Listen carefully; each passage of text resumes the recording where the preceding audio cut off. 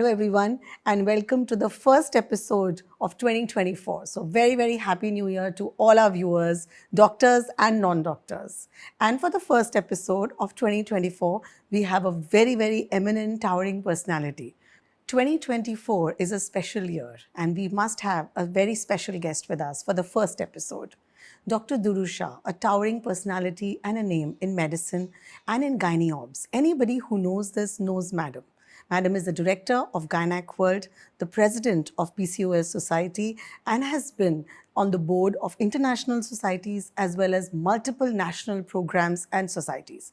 The president, past president, the list goes on. If I have to say Madam's curriculum over here, trust me, the entire episode will go only on that. So without wasting any time, I would like to welcome her. Thank you so much, ma'am, for being on this. It means a lot to us. Thank you. Thank you so much for having me. And all those who know that Metropolis is now running the Metropolis Foundation, where we are trying to do a lot of good work for a good cause in tandem with the government, the public health and the private. And Madam is guiding us through this journey. She is the chairperson of Metropolis Foundation. Thank you again, ma'am. And for the next gen, we have a hat-trick MedEngage winner here, Dr. Shubhashri Subhadarshini. She has won our Wordsmith Award in 1 year, the Vibrant one in the second year, and the Champion of Champions the last year. So she's equally a champion over here. For that tender age, I think she's come a long way. So welcome. Thank you. Ma'am, I don't know where to begin, what to ask, because I think every chapter of your book, there would be so much richness over there. So ma'am, I would like to request you to go down memory lane and share with us, 3 to 4 very significant things that you have contributed to this sector of medicine and how they will stay as legacy and a part of the process, in the years to come. First of all, thank you so much, Kirti, for having me here. It's a delight to be part of the program which you organize through MedEngage. I think the talks have been very exciting and I've been very happy seeing them. So in short, if I go back over the years, I think there have been a few thoughts I've always had as to how can I contribute to women's health. Yes, as a clinician, I've done my bit, worked in the public sector, worked in the private sector, been a professor of OBGYN, retired from Wadia Hospital. I've been a mother with 2 girls whom I've always educated right from their infancy days that they need to be on their feet and they need to be empowered. That's been my motto for all women in this world. And then, of course, comes the part where I feel that as a woman, I have been fortunate to be educated and I need to do something for women. So my agenda has been is to empower women, that's one. And therefore we run the Metropolis Foundation as one of our areas. But at the same time, I feel that we need to do something in the field of OBGYN, which would, sort of help women at large, those who are affording, those who are not affording, to enrich their lives and to make it more healthy. So a few instances as you're talking about is mainly, probably the first one I could talk about is with the adolescent, where I worked for more than 10 years and showed to the government that we need to discuss adolescent reproductive and sexual health. They have no area or there's no place they can get that information, which is correct. And therefore, we worked in schools, colleges, we worked over 8 million girls over 10 years. This is before the internet days. We went physically, the whole team at Foxy, 1,000 gynecologists, and we educated young girls on their reproductive sexual health right from puberty to sexual transmission of various STDs. So in short, we showed to the government that this is a need of the hour, and we were able to convince the government that it needs to be part of the school curriculum.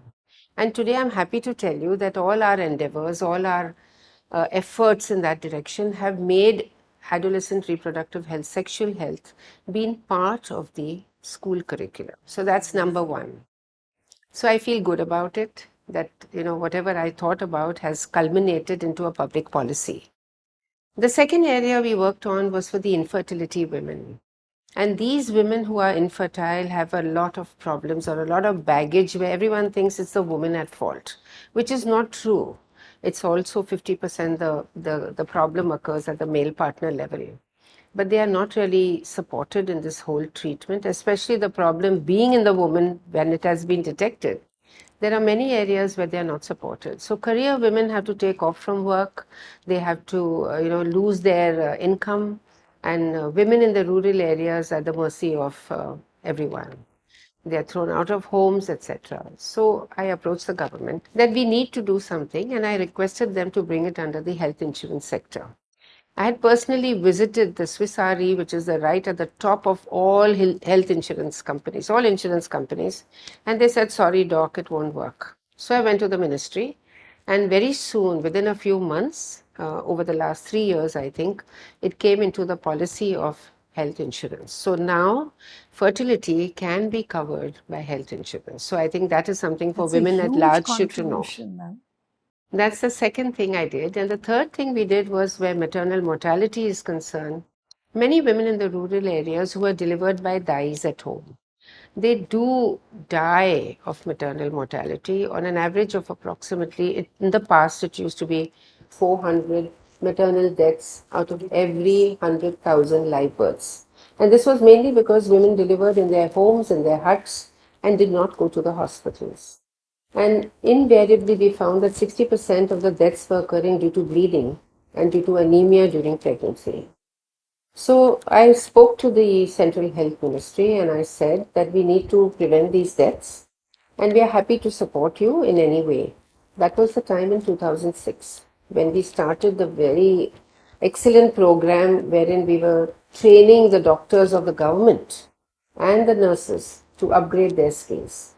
So we took it up. I took it up with the Public Health Foundation of India because it was a huge project which covered almost 11 crores of rupees. And I told them, we need to do this. Will you do it for us? So I prepared the whole program, gave them all the evidence. I was part of the whole journey. And we published this data after 4 years of studies, wherein we found there was no effect at all on the mother or the baby.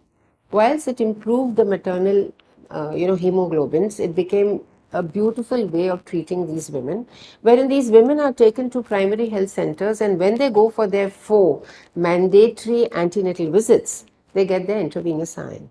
So, in short, that study was published in the Lancet, which is one of the most highly respected journals in the world.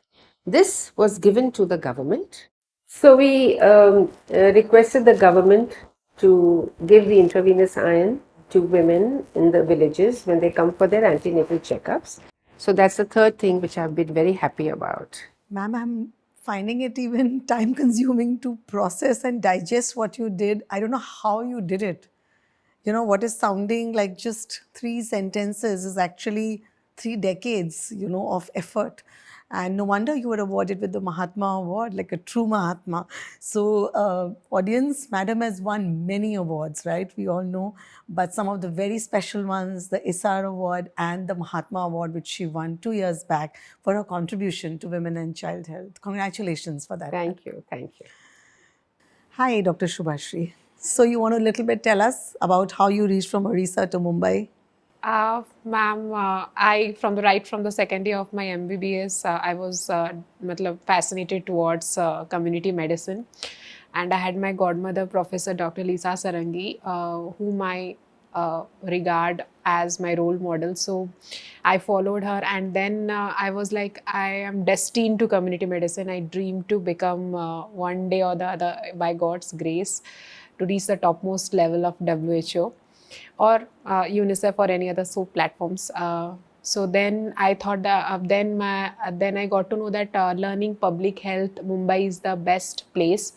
No one can beat that. You can learn about the root ground level problems, the problems of the urban slums, the rural, since it's very much crowded. So, and the things that helped me reach here is all about, I'm a research enthusiastic. I learned to evidence-based medicine. I want to prove that. So with this, there are many tools which help me throughout the journey, like the Google Scholar I used and the PubMed. They're excellent when it comes to you want to know what's the current trend going on. and where I regularly follow the updates given by WHO. It really helpful for all the public health experts.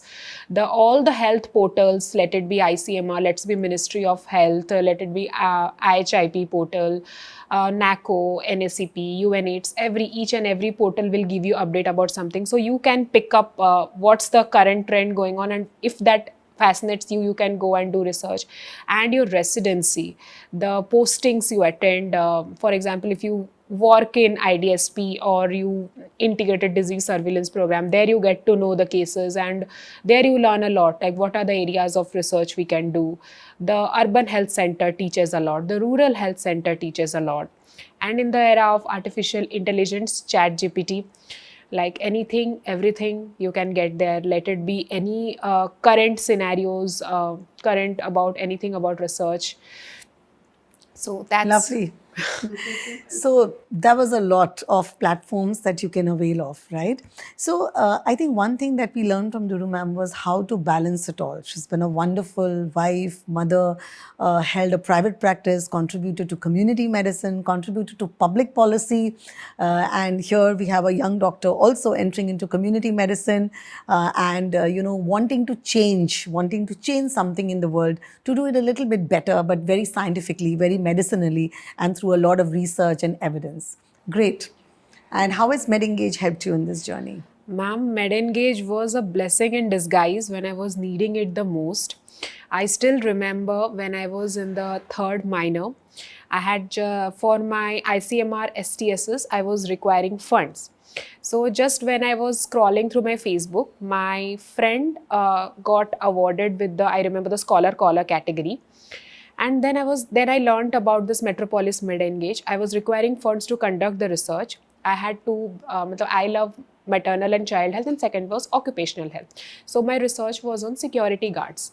So for their follow-ups, to hiring the physiotherapist, their refreshment, little bit, I needed money. And that time there was no, ICMR gives the grant after you submit your proposal, but during research what to do. And I still remember I applied for MedEngage. I had won first time in my third minor. I had won it in the Wattsmith category. I had received a cash of 30,000, a bank transfer. And that helped me to not only to conduct the research, I carried out one more research, cross-sectional study on the nutritional health of comparing the day scholars and the hostelites. I carried out that. I published the 2 articles. One went in a nutritional journal, Scopus Index, and the other one was in a PubMed Index. Awesome. So those 2 papers started with WHO. Started with MedEngage. So I can never forget MedEngage, and then the journey carried on. And what did you do with the other 2 award money? Just out of interest. Now I'm very interested. Then what happened? Then again I applied. Then I got to know that there are many categories. I was in the Wattsmith category. There are more 5 to 6 categories above. So this time I got more enthusiastic. I'll attend more conferences since I got to know about the categories at which we are being awarded.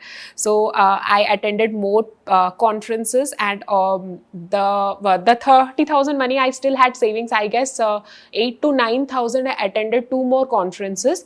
One in Chennai, Sri Balaji Medical College, and the other one was in West Bengal, Burdwan Medical College. So with that time, we know by train we can go, and again I won 5 awards in these 2 conferences. Wow. And again it helped me in the next year. So next year I won it in the vibrant category. So it was again a higher, and the money was also 50,000. So again what I did, I hope I'm not lengthening it because I am also excited to share. And then the next what I did was I conducted with my co-author. He was also doing ICMR STS. So along with that friend of mine, we both published one more article in PubMed. So that was her 9 to 12 months, the dietary diversity. And for that publishing in PubMed, you need the writing skills to be perfect. You need to hire special professionals in that. So that money I utilized it for that, and attending many more conferences after that. And the champion of champions, big money, where did you use? Yeah, champion Yet to be used. Yes, some part I have used it. And some part I have preserved too. I actually, like ma'am said, that ma'am has a research paper in Lancet. So again, that inspired me a lot. I dream to have at least one article in Lancet or BMJ. So I'm saving for that. Congratulations. So, more power to you.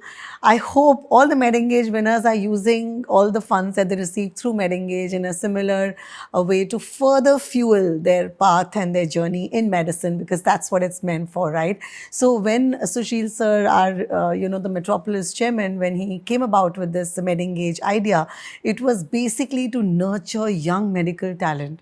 He said, Kirti, we need to nurture young medical talent. They're not able to publish, they're not able to do research, they don't have funds, and doctors earn such idly-piddly amounts. So how can we really help them in their formative years? So he said, but we cannot go around distributing money like that. So let's put a system, let's put a process, and may the best man or woman win. And that has been the journey, and it's validation to know that it's been working well. So thank you. Yes, ma'am. So today, I think one of the biggest talked about areas in obstetrics is assisted reproduction. And a lot has happened over the last 50 years, and I'm sure the next 50 years are going to be completely sea change. So nobody better than you to tell us, how do you forecast assisted reproduction, going forward? See, assisted reproduction has been a real blessing in disguise for many women who have gone through the unfortunate situation where they are not able to get pregnant. And it has grown so exponentially that after the first child was born way back in 78, we have been taking it forward in such a, I mean, it's going beyond even the research. You see, when research happens, when the law happens, you see, when the law comes into place, only then can you actually go ahead with all these, different programs. Unfortunately, law, you know how it is. It's very, very, very, very slow, and science is growing very, very fast. So we have been doing things which sometimes are not yet evidence-based. Today we talk in medicine of evidence-based medicine, and there is a lot available which is not evidence-based. So it's still experimental. Right. So being on various international groups where we prepare guidelines for globally, I've realized that you need to be very evidence-based and give the actual facts to people. But let me tell you that there's so much going on in the country wherein a woman is born without a uterus. She can either use surrogacy, means some other woman carries her baby, or she gets a uterine transplant. So that's the advance which has happened. These are all accepted protocols. I was talking about experimental is where I'll come to that later. Sure, ma'am. But surrogacy is accepted where the woman doesn't have a uterus. But unfortunately, today in our country, it's being unfortunately not given the advantage to women who really have a need. There are women born without a uterus, women whose uterus is removed because they've been hemorrhaging during delivery. They've been born with a lot of complications within the uterus like TB, where they cannot conceive, and those are the women who are being deprived of this particular scientific advancement, and this is something which bothers us as clinicians. Right. We have to go to court to get permission for it. So similarly, there are women born without eggs in their ovaries. So they need eggs from another woman, get it fertilized by the husband's sperm, get the embryo, put inside her uterus, and she can have a baby. Right. There are people from the LGBTQ committee, wherein we have 2 women as partners, 2 men as partners, and they are having babies. Of course, it's still criminalized, but they are having babies as single mothers. But now single fathers can't have babies. But unfortunately, men are the ones who require the eggs, they require the uterus, and therefore they are not able to use that facility now. But women who are single are having babies. Example of a 2 women couple whom I had, and one of them used her eggs and made the embryos with a semen donor, and the other one used her uterus to carry the baby. She had such a tough time to get a birth certificate earlier days, and today fortunately the birth certificates have changed, but they kept asking her, who's the father, who's the father? And the poor women were completely disturbed, and they had to use political pressure to get a birth certificate for their baby. So these are the stories. I can tell you a whole lot of stories, but advances. Egg donation, sperm donation was known since mythological times. Then you have of course it's a safer now. You check for HIV, hepatitis B, etc., etc. Genetic studies. We do genetic studies for egg donors and make sure that they don't have any genetic problems. Then of course you have the surrogacy. Then you have now we can actually, do the IVF, get the eggs out of a woman's body, fertilize with her husband's sperm or whichever sperm, create embryos, put it in her uterus and help a baby to grow. So that's again the advantage of having, situations wherein eggs are a problem, sperms are a problem, etc. There are many facets to this, but it's a pretty well established program now. Now comes the fact that we can actually check the genetics of the embryo. We take a biopsy from the embryo, check the genetic content of that embryo. You can actually tell whether this child, if you put in this embryo in, you will be able to say whether the child will have blue eyes, black eyes, brown eyes, etc., etc. Will be a pianist, will be a. This is through the human genome. Right. The complete human genome has been discovered, and you can actually say whether this child is going to have what benefits. But the problem which will occur is that the doctor will tell the couple, these are the 5 embryos you have. You have somebody who's got great looking, fair complexion, whatever, but this child is going to have cancer. The other embryo, there'll be something else. There'll be probably diabetes, there'll be something. So you got to select which embryo you want to put in. It's going to be a very traumatic situation for parents when they have to make that decision. Right. So today the embryos are put in only to detect if there's a genetic disease which can occur within, which is present in the mother or the father. The commonest example is where a couple both have thalassemia minor. You want to determine whether that child is going to have thalassemia major. So you do a biopsy for that embryo, check whether there's thalassemia major and don't put that embryo in. Right. So that is where it is actually ethical.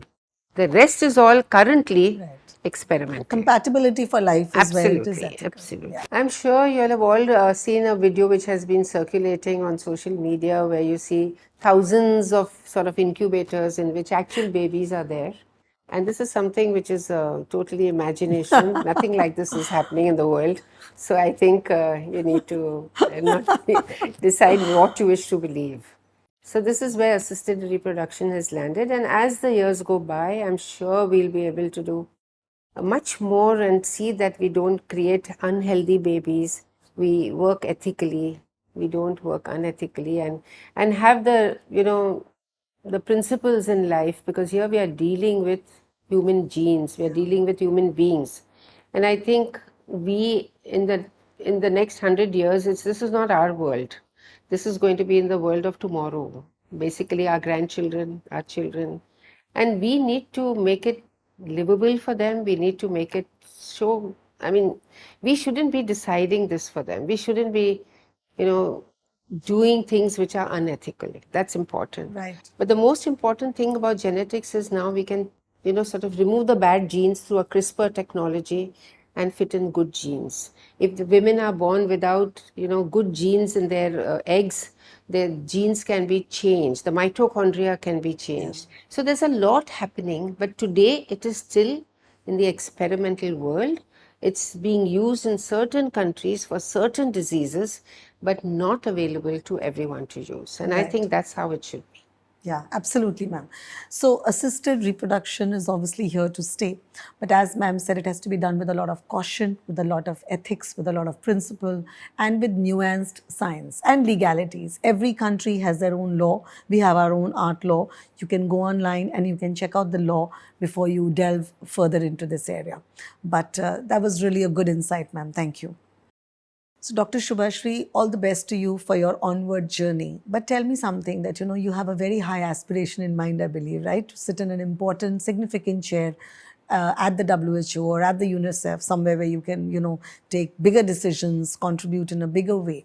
So what are the stepping stones, that are going to help you to reach that destination? Would you like to share? Ma'am, to reach towards a goal, you need to take the right step in the right direction, I believe. So for that, the first step I have already taken, choosing, since I dream to work in international or national platforms like WHO, UNICEF, ICMR, etc. So I took my first step, choosing my residency in community medicine, since they prefer public health specialist. So this will help me. And after that, after taking this step, I have been working on my personality as a whole, because WHO not only wants academically a strong person, WHO wants an all-rounder who has excellent leadership skills, co-curriculars, extracurriculars, everything. They want a wholesome person. So I'm That's working important to. for everything. So you touched upon a very important area, and that is something that all of us need to remember, right? There are no shortcuts in medicine. If you are going to do something, you have to do it well. There is no option because you're dealing with lives, not files. So it's very, very important that you know what you're doing. You have to get the science right, and you have to choose the curriculum right, and you have to be very, very sincere in it. You have to drown yourself in that curriculum because there is no other way. You take one wrong decision, it is going to impact a single life or multiple lives based on the gravity or the magnitude of that decision. And if you enter into public space, your decision is going to impact millions of lives. So the basics have to be right. And secondly, as she said, you have to develop a holistic all-round personality. Sometimes knowing something is one thing, but to be able to convey it, to be able to get it done, to be able to ensure ground execution of it, and to then study the outcome of it, learn from it, take feedback, improve it, I think that's also very, very important. So you got to you seem to have your head on your shoulders. So all the best, Dr. Shubhashri. I wish you a very, very exciting and successful journey ahead. Ma'am, the show has to end with you.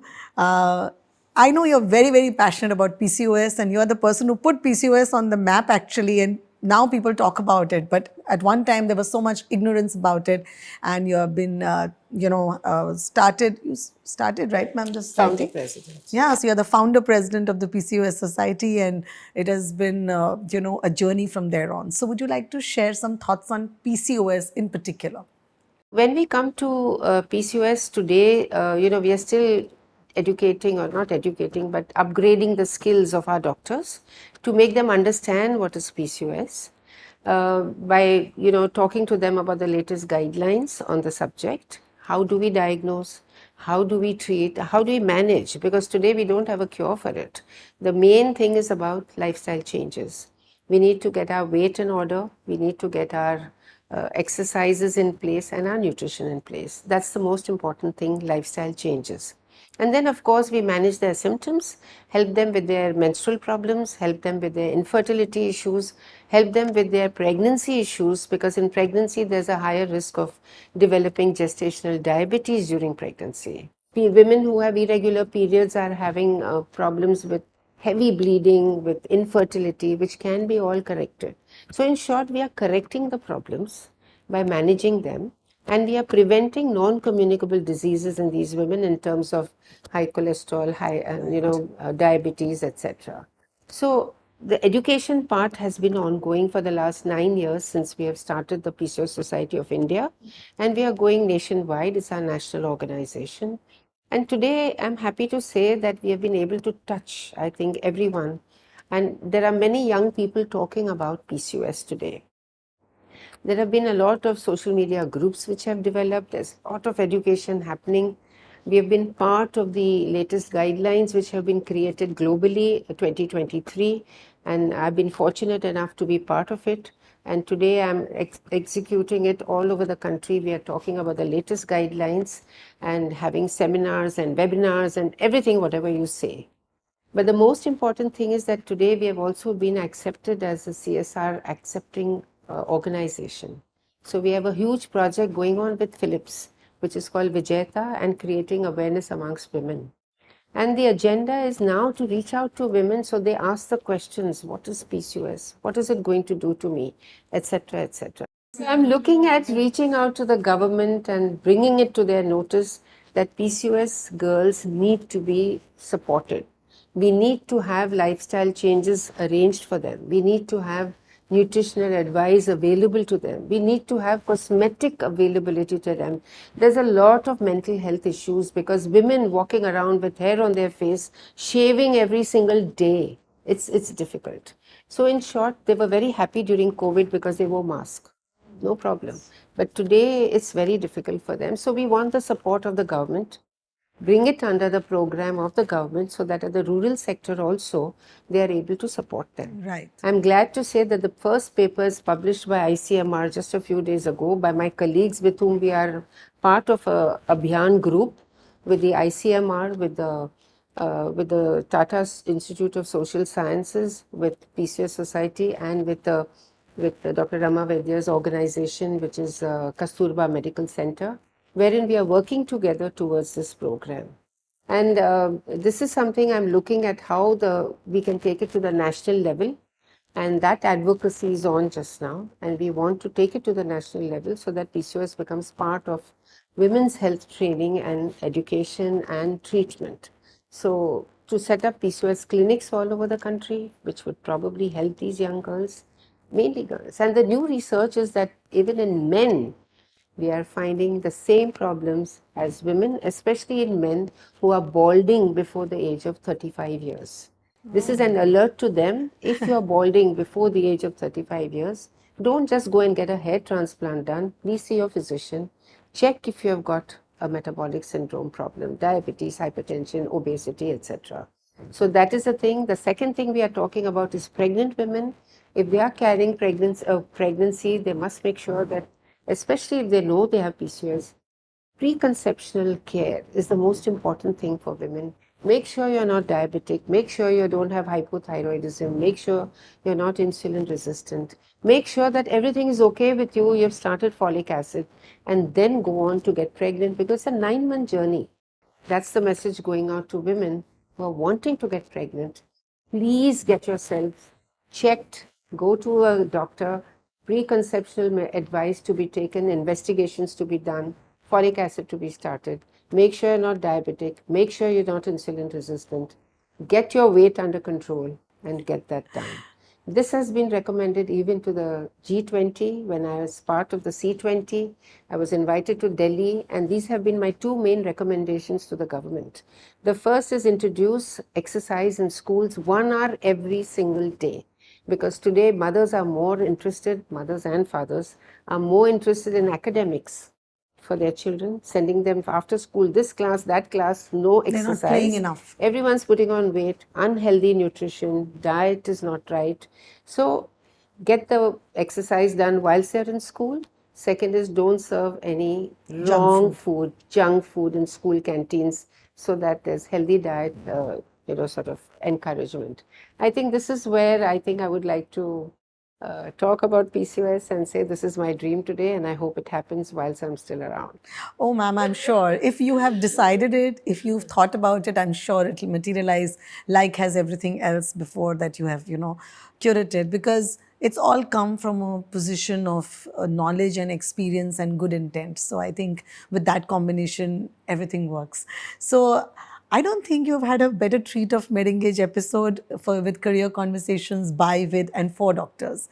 You understood from Duru ma'am how to manage it all, right? Whether it's a family, whether it's a profession, whether it's your clinical practice, hardcore clinical private practice, along with amazing transitions in the public health space with policy making and actually going to the grassroots level. So actually, ma'am has covered everything from rural to urban to preconception to, neonatal. I think everything has got covered. Thank you so much, ma'am. I think the viewers are really going to benefit from this episode. And more power to you, Dr. Subhashini. Thank you so much. Thank you for watching. See you in the next episode. Bye-bye.